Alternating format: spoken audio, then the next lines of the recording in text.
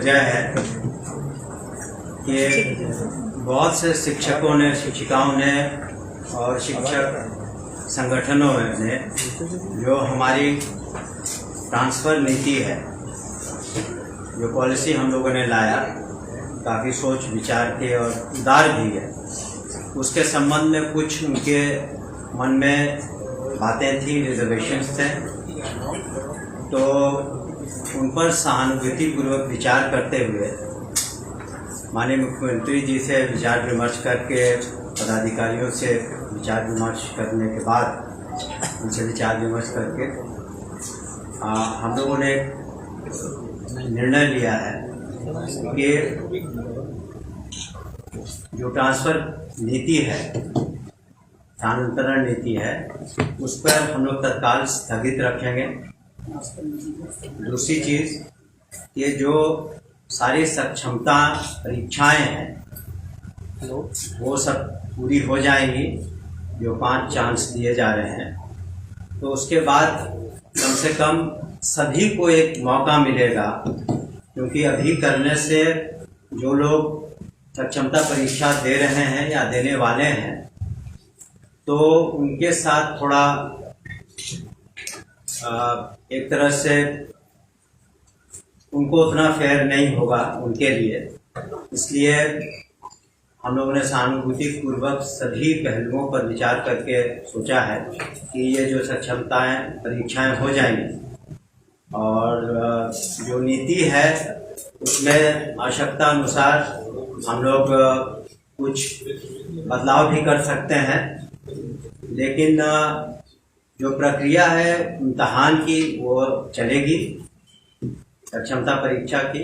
दूसरे जो नियुक्ति है वो पूरे राज्य में 1,14,000 से ज़्यादा जो काउंसलिंग में बिल्कुल हर तरीके से सही पाए गए हैं, उनकी नियुक्ति भी कल होगी।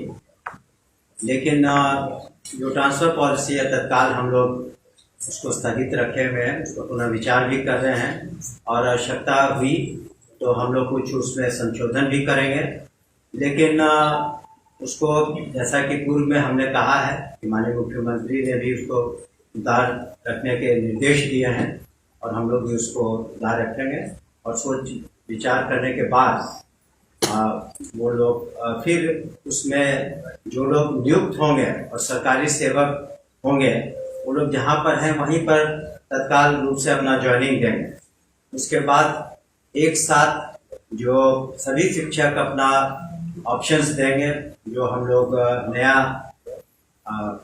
वेबसाइट, हम लोग जो नया उसमें तरीके से उसको फिर लाएंगे और हमें उम्मीद है कि उसके बाद पूर्णतः अभी काफ़ी लोग संतुष्ट हैं, लेकिन और अधिक लोग संतुष्ट होंगे। लेकिन जो लोग को मौका शुरू में नहीं मिलता क्योंकि अभी उनको सक्षमता परीक्षा देनी बाकी है, तो उनके साथ भी हम लोग रह रहेंगे। तो इन्हीं कारणों से तत्काल रूप से हम लोगों ने उस पर स्थगित करने का विचार किया है। तो कोर्ट ने आज स्थगित किया। देखिए, जहाँ तक हमें पता है, हमने कोर्ट के ऑर्डर को नहीं पढ़ा है, लेकिन मुझे बताया गया कि वो उसमें जो पेटिशनर्स थे कुछ, उनको कुछ रिलीफ दी गई है, लेकिन पूरी तरह ट्रांसफर नीति पर या नियुक्ति पर इस तरह की कोई कोर्ट का आदेश नहीं है, जो मुझे बताया गया। लेकिन पूर्णतः कोई रोक नहीं है किसी भी तरह की। उनको कुछ पेटिशनर्स को कुछ रिलीफ दिए गए हैं, उसको पढ़ के हम लोग जो कोर्ट का आदेश है, जो हम लोग को जवाब देना होगा, देंगे।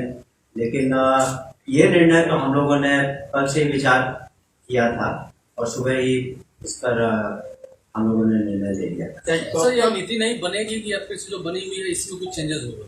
हमने कहा कि ज्यादा संभावना जो नीति बनी है उसमें कुछ संशोधन आवश्यकता अनुसार जो मांगे विभिन्न संगठनों ने उठाई हैं, या शिक्षकों ने, या पुराने शिक्षकों ने, नए शिक्षकों ने, तो निश्चित रूप से जो बातें थी कि जो असाध्य रोग हैं या महिलाएं हैं या फिर हस्बैंड वाइफ, वो सब बातें तो रहेंगी। इसके अतिरिक्त भी अगर कोई आवश्यकता हुई, हम लोग समझते हैं कि पठन पाठन में और कितनी सहूलियत शिक्षकों को हो सके, तो वो हम लोग देंगे। अनुमंडल को लेकर के जो पुरुष शिक्षक थे वो कहीं नहीं लगाए थे, तो उस पर क्या असर पड़ेगा? वही हमने कहा ना, इन्हीं सब लेकर के कुछ लोग मिले भी हमसे, पदाधिकारियों से भी मिले।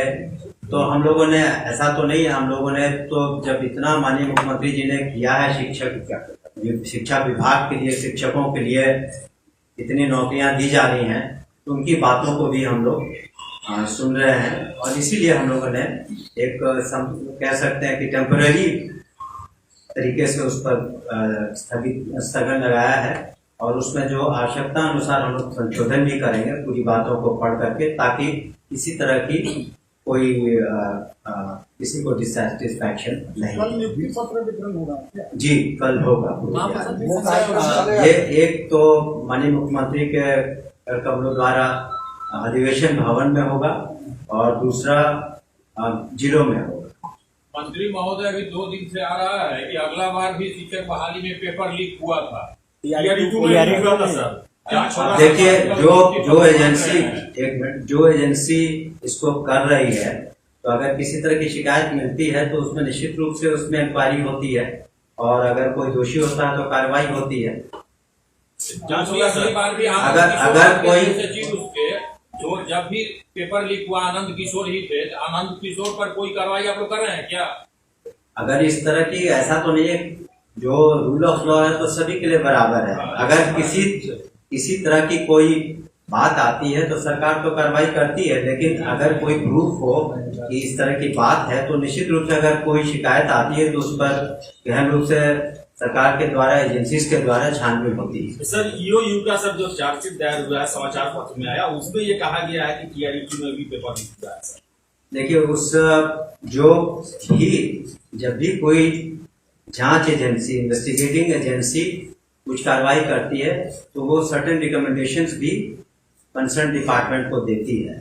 सर जांच करवाएंगे जो अगर कोई रिकमेंडेशन उनके द्वारा आता, क्योंकि इन्वेस्टिगेशन करना डिपार्टमेंट का काम नहीं, उसके लिए स्पेशलाइज्ड एजेंसीज हैं। अगर उनके द्वारा कोई बातें लिखित में आती हैं तो डिपार्टमेंट उस पर कार्रवाई करे। मंत्री महोदय, आपके विभाग में दिया हुआ है, सूचना आयोग से भी कंप्लेन हुआ कि गलत बहाली हुई है, और वीडियो भी वहाँ से रिपोर्ट दिया जाना था कि गलत बहाली हुई है। देखिए, जो अगर कहीं पर निश्चित रूप से उसका अध्ययन करके जो उचित कार्रवाई